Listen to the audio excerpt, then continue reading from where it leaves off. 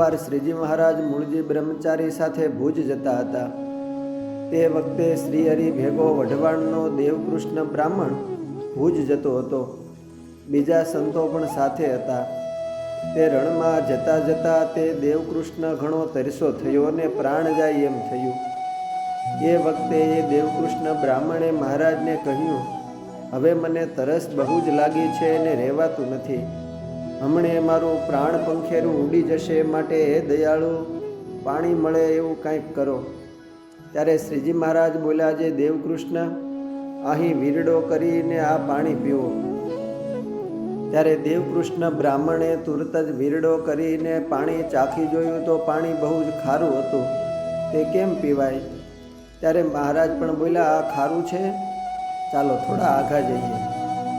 પછી 25 ડગલા સૌ આગળ ચાલ્યા। પછી મહારાજ કહે, જુઓ ભૂદેવ, અહીં ગંગા યમુના બે નદીની સેર આવે છે, માટે અહીં પાણી પીવો। ત્યાં દેવકૃષ્ણ વિપ્રએ પાણી પીધું તો એ પાણી તો મીઠું ટોપરા જેવું, ગંગાજળ જેવું પવિત્ર અને સાકર જેવું મીઠું જળ લાગ્યું।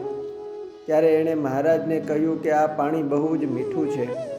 ત્યારે મહારાજે કહ્યું કે અહીં ગંગા જમનાની શેર આવી ખરી, હવે સૌ પાણી પીવો। પછી તે બ્રાહ્મણે પાણી પીધું ને મહારાજે પણ પાણી પીધું ને પછી સંતોએ પણ પાણી પીધું। પછી પાણી પીને આગળ ચાલ્યા। એ સમયે દેવકૃષ્ણ થોડો વખત ત્યાં વિસામો ખાવા રોકાયા। તે પાછળ રહી ગયા ને તેણે એ પાછળ રહીને પાણી ચાખી જોયું તો ખારું ખારું ઊસ જેવું લાગ્યું। ત્યારે દેવકૃષ્ણને થયું કે મહારાજે મારા માટે ખારું જળ મીઠું કર્યું, એમ પોતે અહોભાવથી શ્રીહરિનો મહિમા વિચારતા હતા। ત્યાં મહારાજે પાછું વળીને જોયું તો એ ભૂદેવ ત્યાં જ ઊભેલા હતા। મહારાજે સાદ કરીને પૂછ્યું કે ભૂદેવ, કેમ ત્યાં ઊભા રહ્યા? ત્યારે કહે કે અરે મહારાજ, હું તો પાણીના કોગળા કરવા પાછળ રહ્યો હતો, પણ પાણી તો ખારું ઝેર જેવું થઈ ગયું।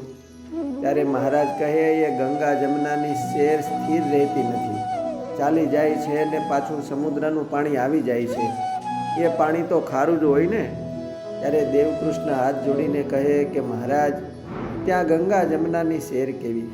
એ તો આપે મને જળની અતિ તરસ લાગી હતી, તેથી ખારું પાણી મીઠું પીર્યું છે। એ સમયે એવા શ્રીહરિના પ્રગટ પ્રણાનો ચમત્કાર દેવકૃષ્ણ ઉપાધ્યાયે જોયો। અસ્તુ, જય સ્વામિનારાયણ। સત્સંગ સાગરના મોતીમાંથી